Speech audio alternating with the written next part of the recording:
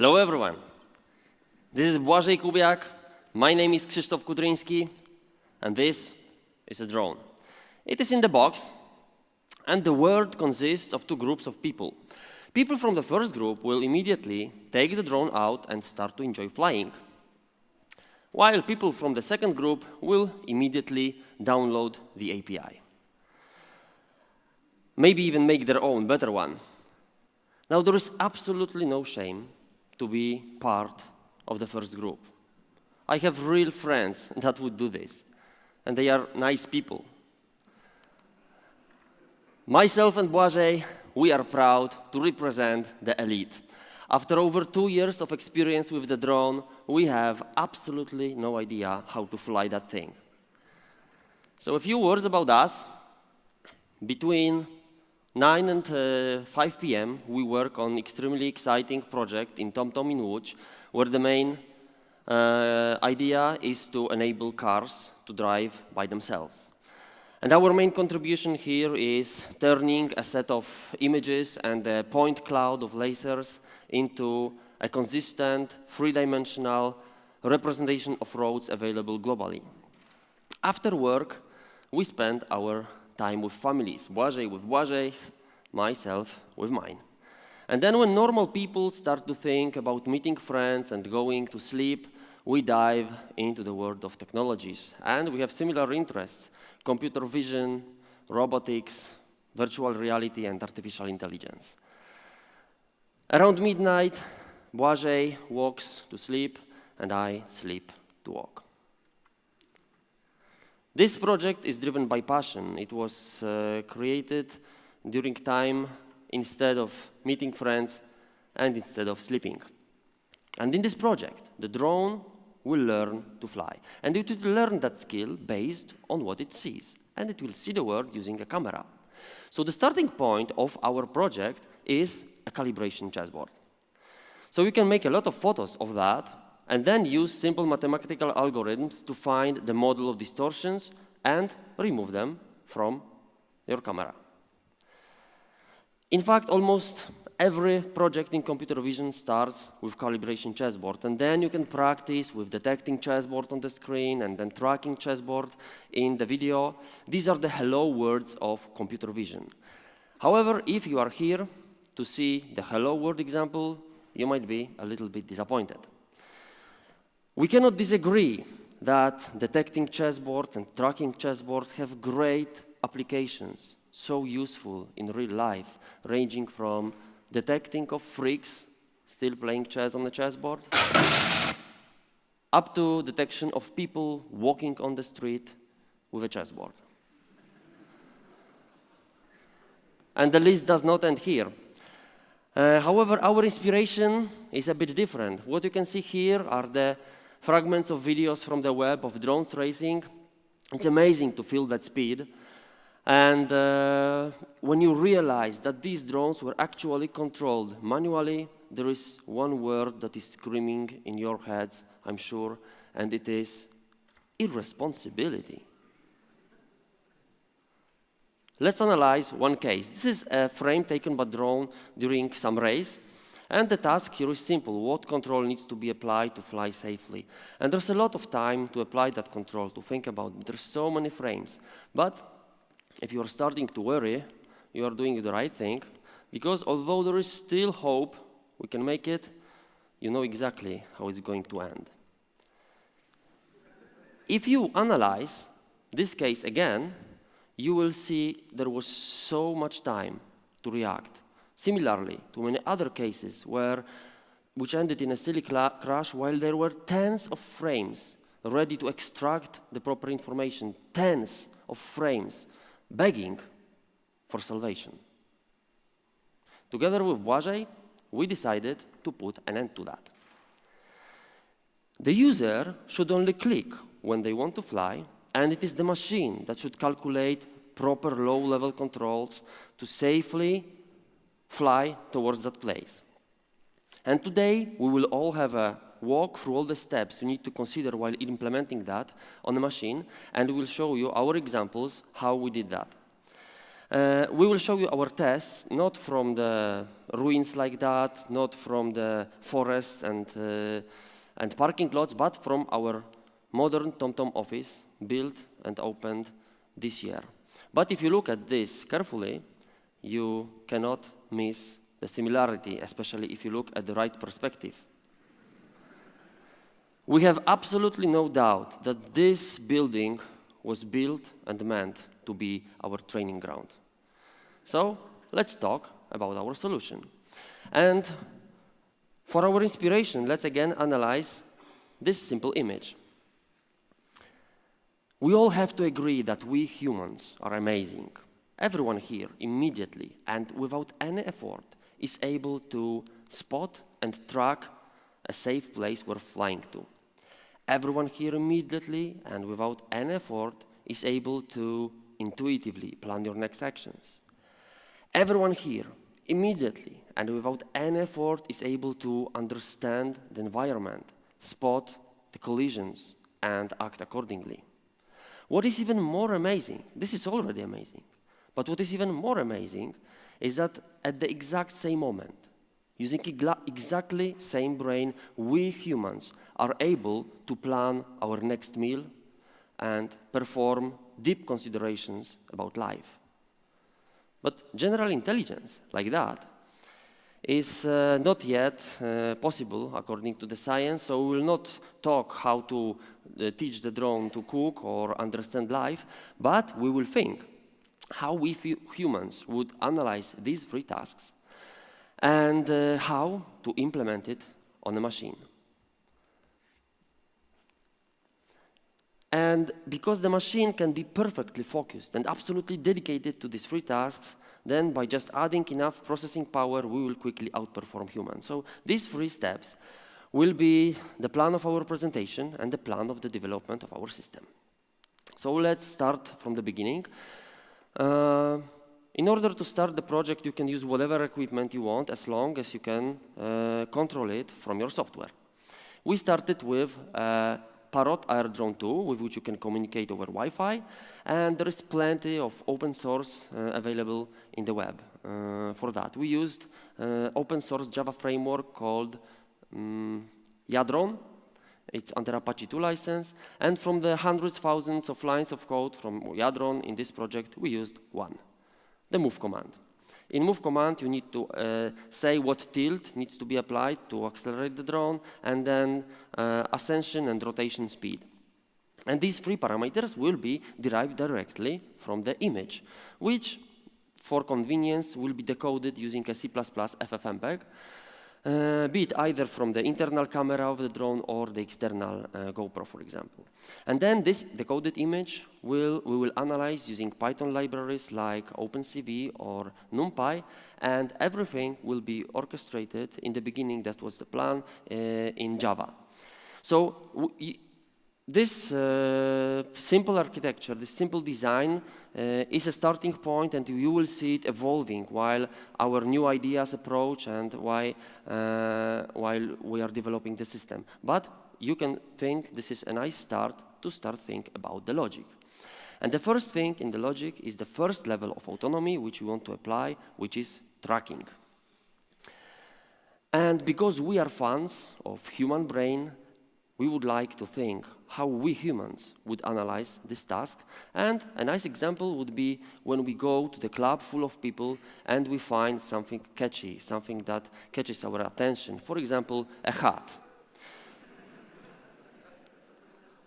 But for a start, let's imagine something more familiar.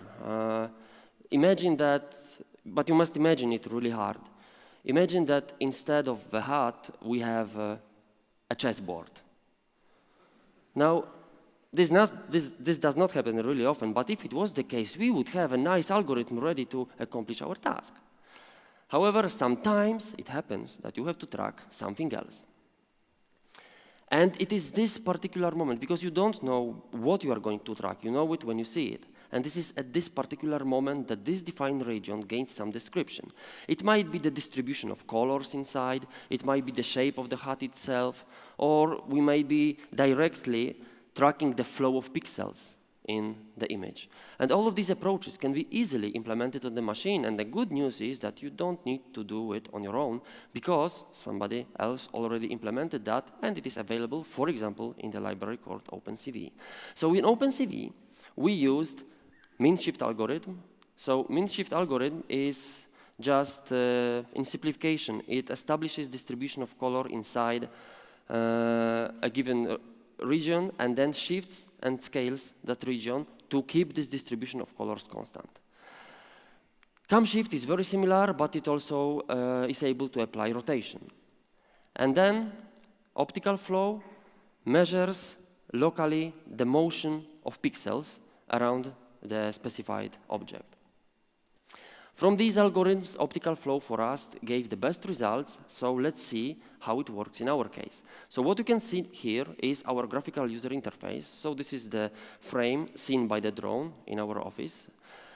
And you can see the automatic controls applied to it. So the buttons on the sides will show what tilt, the arrows on the bottom shows what tilt needs to be applied from the left and right. Arrow on the bottom shows what how high it needs to be changed in order to make that. And then this will be, in this moment, it will be all 0 because we are not yet avoiding obstacles in this level of autonomy. So let's focus on the circle in the middle, which is what it will be tracked. In the beginning, it is in the middle, but when we start flying, we will click on the table on the left, and this small table will be tracked. And finally, the arrow on the top shows what rotation needs to be applied for the drone in order to be focusing on the place where it tracks. So when we finally start flying, you see the optical flow tracking the table, and you see a strong desire of the drone to turn left. And this desire will be turned into action when we, in our graphical user interface, press number 1, which is autonomy level 1, so orienting ourselves versus the object. And this is what happened, and now the drone is floating freely and tracking and orienting itself versus the object. So this is the first level of autonomy. We have that. In the second level of autonomy, there is not much to talk about, because we will calculate the rotation, apply it so that we are orienting ourselves versus this place, and then we add some forward motion to actually fly toward that place. We did some tests.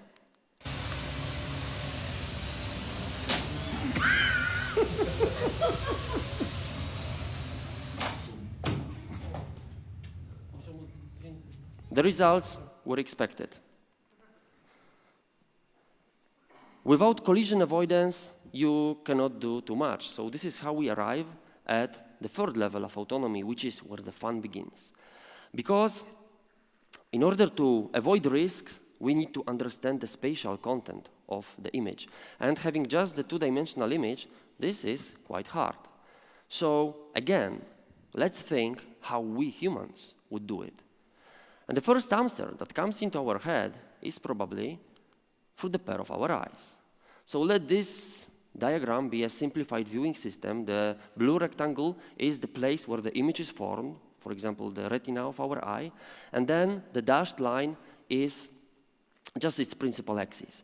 And a single pixel on this image tells us very limited information about what we are looking at.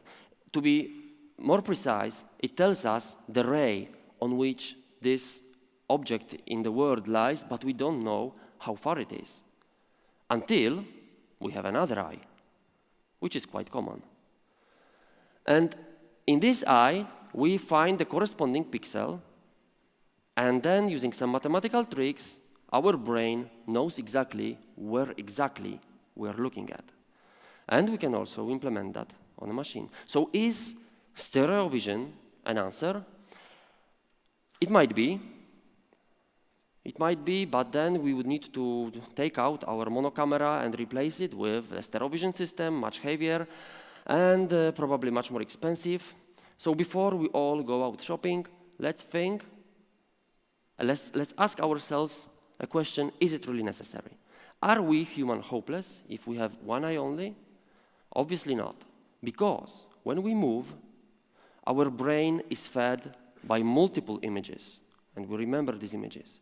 And it can be mathematically proven that if in between these two corresponding images we find 7 corresponding points in general non-critical configuration, we are able to find our movement and also reconstruct the three-dimensional structure which we are looking at. Our brain does that, and also we can write an algorithm to do this. This will be a video of my chair. And in each frame, the algorithm will find characteristic points and corresponding characteristic points in the next frame, and from that, it will build the 3D structure. So you can see it on the right. And this approach is known under many names. It can be, it is structure from motion, multiple view reconstruction, visual SLAM. You can use OpenCV library to have some basic reconstruction. You can find nice projects in the web, or you can read nice book, great books about this topic, and write your own better code. And if you do it right, it works just perfect, especially if you move horizontally versus the object which you are trying to reconstruct. But if you are moving towards the object, you might have a problem, because moving towards such movement brings very little additional projective information. In fact, this information is so small, it can be confused with the error that you have from your sensor, from miscalibration. And then you may think that your three-dimensional world is flat, which is not true. It is even worse if we rotate, because if we rotate, then this movement provides zero additional information because all the rays meet at the focal point anyway. So this is quite unfortunate, because in our solution, in our problem, in our project, the drone usually flies towards and rotates until it meets an obstacle. So this is the worst case. So however cool this methodology might seem, this is not the technology of our dreams. Another similar approach would be to use optical flow itself. If you focus yourself on the door handle and the glass, while moving, you will see that the door handle moves much slower on this image than the glass because of the perspective. And you can use that in order to get the three-dimensional space again. But again here, in order to make that happen, similarly to the previous example, side motion needs to be dominant in your movement. So the first thing that comes into our head, so while we fly, we can deliberately add a little bit of slaloming motion, a little bit of side motion. And for us Polish people and our friends in Russia, adding a little bit of slaloming path would be perfectly excused. But we would not win the race that way. So are we doomed to fail? Absolutely not. And again, we will draw inspiration from the power of the human brain. Because we humans do not need two eyes to understand the world around us. We do not even need to move around. We can stand still in one place with only one eye and still have absolutely no doubt what's around us. So how do we know this? From experience. From billions of images fed into our brain, we learned how to understand objects, their relative sizes, their arrangements, and their shadows.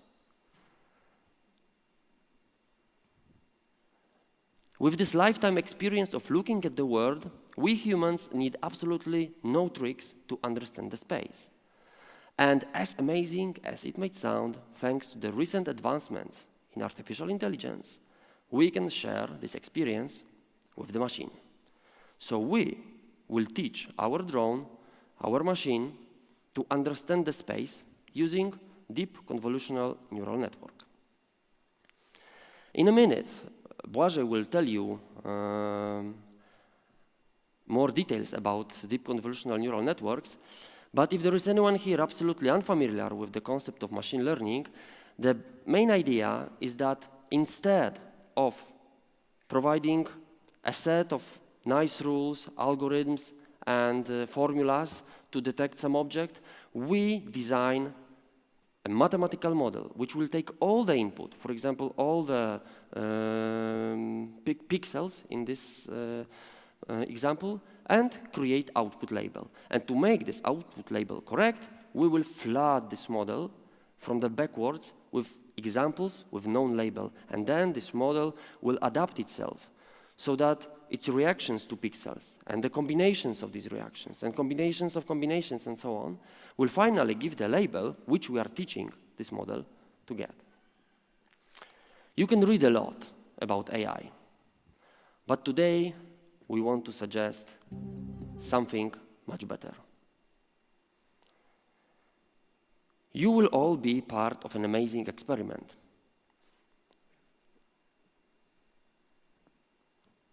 In this experiment, you will be the AI, and I will teach you how to perform a simple categorization task.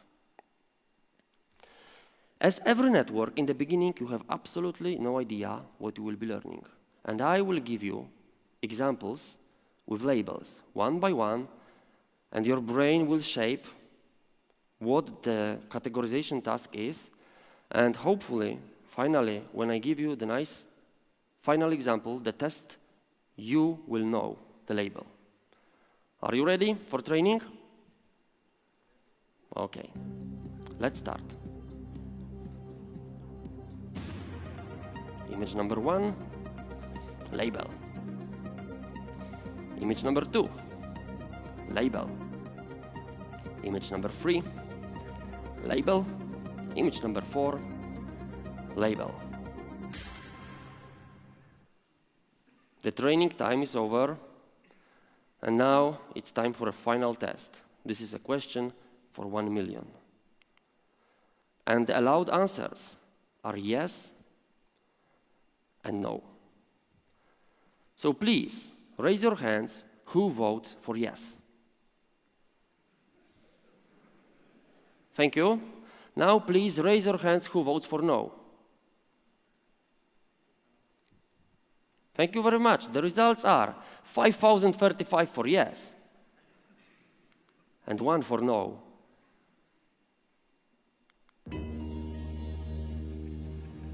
Ladies and gentlemen, this is a correct answer. We have just successfully detected a sofa.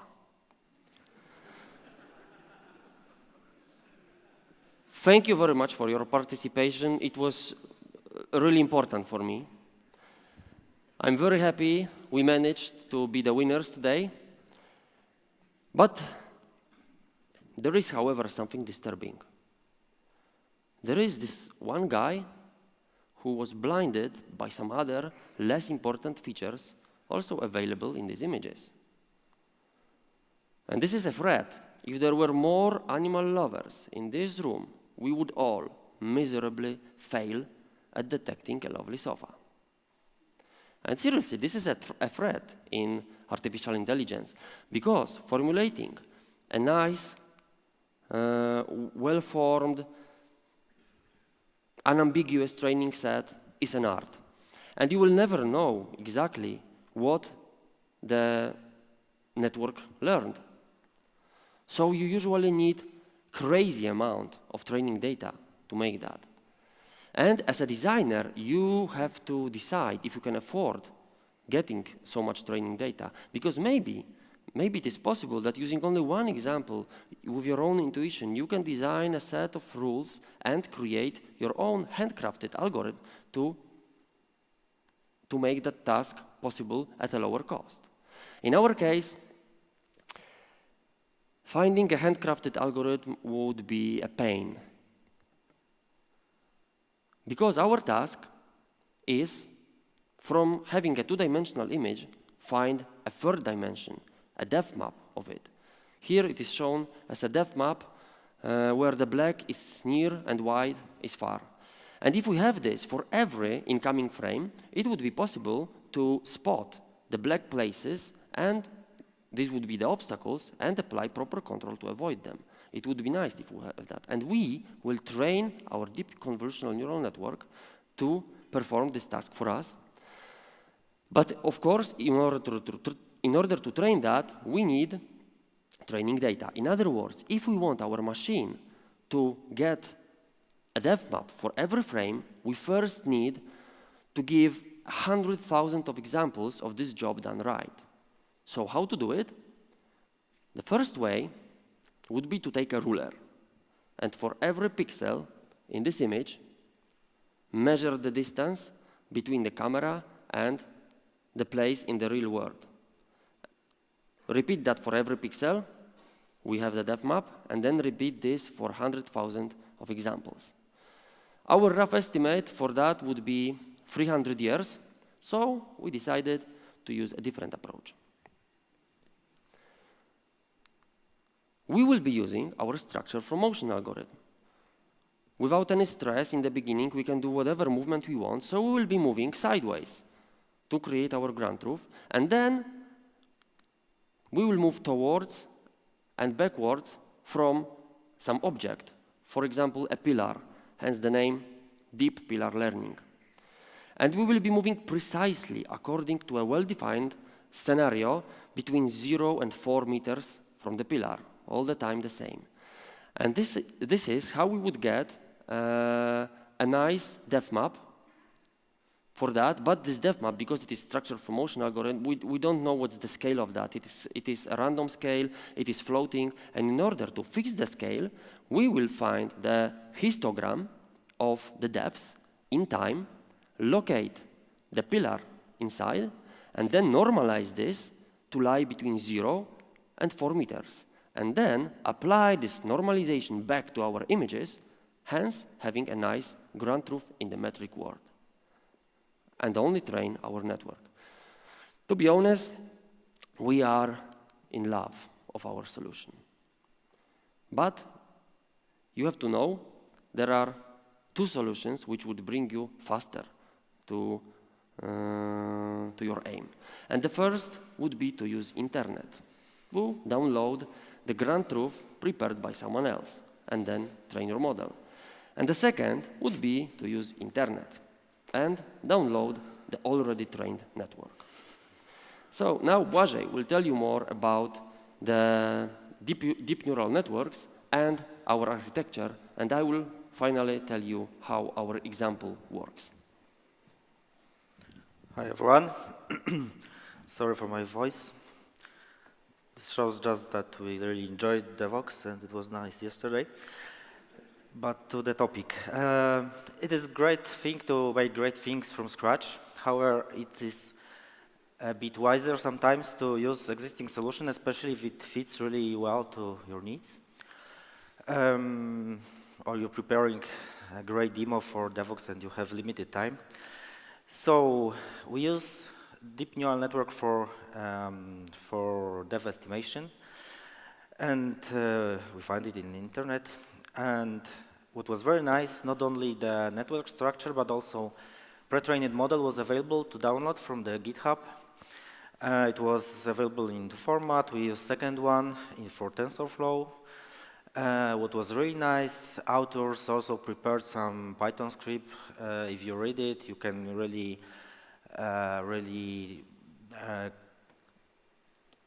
check how to play with the network, how to load the model, feed the network with your custom data. It's very simple. So it is very nice. And now we could just use that stuff, but we really like to know details under the hood. And we also like to share it with you. Okay, there is one thing. When we download all the stuff and we did first test with our data, we were a bit scared because the model size was around 200 megabytes. It was loading in 5 minutes, and dev estimation took around 30 seconds. So it was far away from real-time performance. But fortunately, in our office, under my desk, there is a very powerful machine with 2 NVIDIA GTX Titan X cards, and on that machine, we could perform it with 100 milliseconds, which was very nice. So let's go to the details. So solution can be described in just one sentence: deep, fully convolutional neural network with upscaling layers fine-tuned from residual network 50. It is a bit terrible, so I will try to translate it to human language. So let's start with neural network. So probably everyone has seen such image. It is just classical, fully connected neural network where a neuron at any layer is connected to all of neurons in previous layer. There are connections are weighted. During the training process, we are changing weights to make the network correct predictions. So why can we use our drone, take the photo, and just fit such a network with image, with just image pixels? So imagine how many weights would you have in that network. So we have 100 by 100 pixels and 3 channels. And in next layer we have neurons are connected to every neuron in previous layer. We have 3 hidden layers, so we end up with almost billion of weights. So it will be very difficult to train such network. It would be so many degrees of freedom that network couldn't converge to the solution. That's why we need to switch to convolutional neural network, and I will tell you how it is better, why it is better. So it bases on operation called convolution. This operation takes the frame on the left and the kernel, sometimes called filter, on the right, and it just it calculates product values between pixels in frame and in the kernel and adds them together and put in output image. It will be easier to understand on the video, so iterating over pixel, and for each 9 pixels we convolve it with the kernel and place the output in the output image. It's quite simple. Next operation that is used in convolutional networks is max pooling. It is used for downscaling image, but it should also save all necessary information that will be used for further layers for feature extraction and classification. So it basically, for each 4 pixels, it just takes maximum value and put it in the output image. So operation is very simple, but it works very well. And last operation important is unpooling, because it is for upscaling. Because we don't know what to put in every pixel in upscaled image, we just put the values from input image in left corner for each 4 pixels in output image. It looks maybe that it shouldn't work, but it's very useful. Activation function. In convolutional networks, we use rectified linear unit. It is basically a linear function, but for negative values, they are saturated to 0. This function was introduced in 2000, and it is biologically motivated, so scientists think that our brains works in this way. So let's see how convolutional layer looks like. So we have 3-channel image, for example. We have 3 kernels, so there is also a separate kernel for each channel. We perform convolution, sum together, apply activation function, and we have feature map. If you would like to have multiple feature maps, we need to use multiple set of kernels. Now I think this is most important slide. I will compare what is difference between convolutional layer and fully connected layer. I think this thing is skipped in most presentation, and it is most important, in fact. So when we count the number of weights in first layer, we have 3 channels, 3 by 3. It is only 27 weights. If we would like to have, for example, 100 of feature maps, you would have 2,700 700 weights. On the other hand, on a fully connected layer, we will have around 300 million weights. And we produce only one output, let's say. So convolutional layer may be treated as feature extractor, because with very limited number of weights, it produces huge number of features, huge output. And on the other hand, fully connected layer, it uses many weights, but it aggregates features. And this aggregation nature of fully connected layer is used in classification. Okay. There's also one more thing, which is, let's call it attention to the structure or local structure. So in a fully connected layer, because every pixel in output is connected to every pixel in input, the network may think that appearance of the rubbish bin may be somehow related to, for example, appearance of flower. It's crazy. In the convolutional layer, all features are really local, maybe in some local, small local context. Sometimes context may be a bit bigger, but it's still local. And this is huge difference. This is typical picture of convolutional linear network. There are a few convolutions and poolings, which is the feature extraction part, and a few fully connected layers, which is classification part.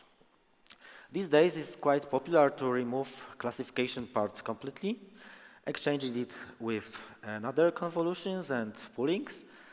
And with that network, it's called fully convolutional layer. And at the end of the network, there is just one pixel that gives you the value, which is the output of your network.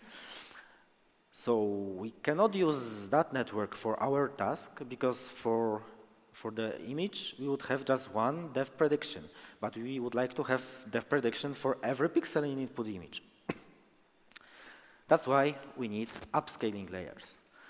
So we are adding some upscaling layers, which are basically convolutions interleaved with unpooling, and we have full resolution depth map. Fine-tuning. It is quite difficult to train the full deep network from scratch. That's why many people uses pre-training network, just cut off some layers, adding another layers, and train the network again for another task. And authors of this network use this approach. So they took residual network 50. They cut off classification part, they added upscaling layers, and they trained it, network previously trained for classification, anything like bicycles, cats, and everything. They trained it again for depth estimation. And the results are very nice. So in the middle, we see ground truth, which is basically labeled data set. And on the right, we see depth predictions, which looks very nice for me. So now we will, Krzysztof, continue.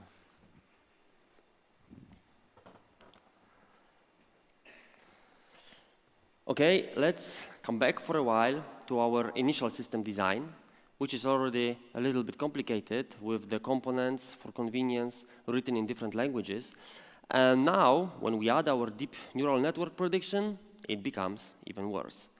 Because not only we face porting everything to a Linux machine with a CUDA support, but also we cannot just call Python scripts independently every time a frame comes, because this would kill us if we do this every time.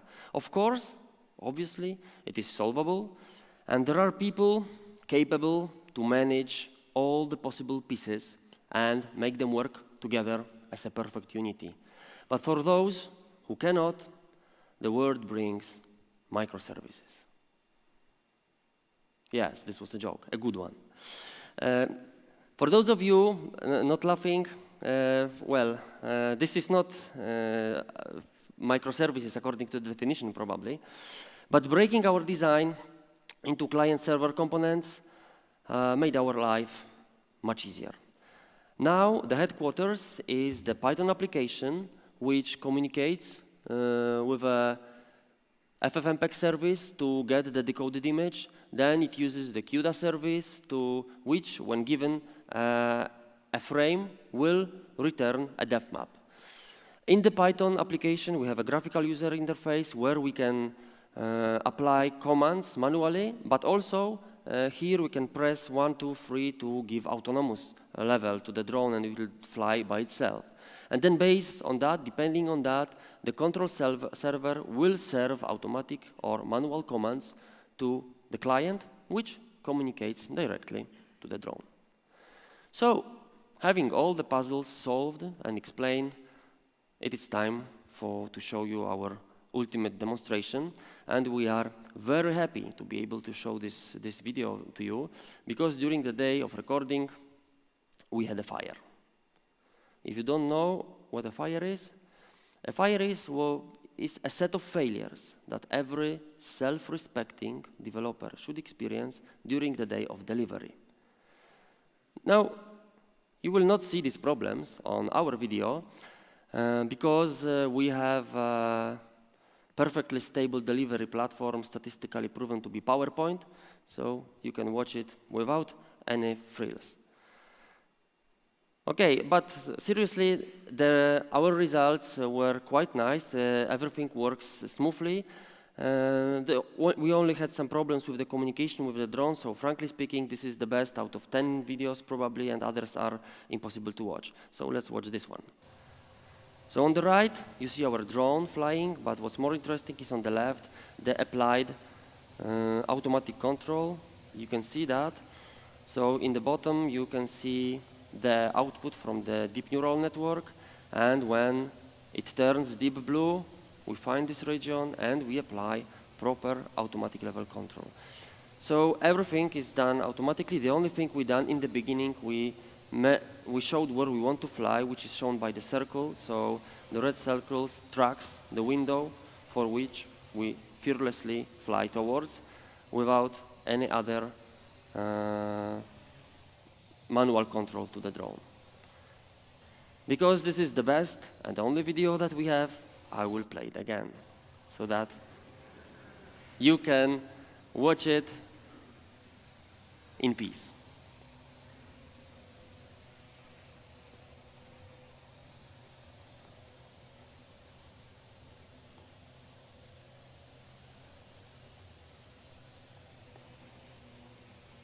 So according to the task defined in the beginning of this presentation, the user only selects the place where they want to fly, and it is the machine that understands, that learned to understand the three-dimensional content of the world around it through the two-dimensional picture. And it flies on its own, which is the conclusion of our today's lecture. But before we finish, we were joking a little bit, and if we offended anyone while we try to be funny, please accept the following rectifications. First of all, dogs are more lovely than sofas. Second, not all chess players are freaks. In fact, if you have a nice traditional chessboard, chess can still be a nice game. And finally, irresponsibility is fun. There are only two rules to remember. In your office, please watch out for the lamps. And the second one, if you happen to record a video on which your drone flies and crashes into the workspace of your boss, never show it to the public. Thank you very much.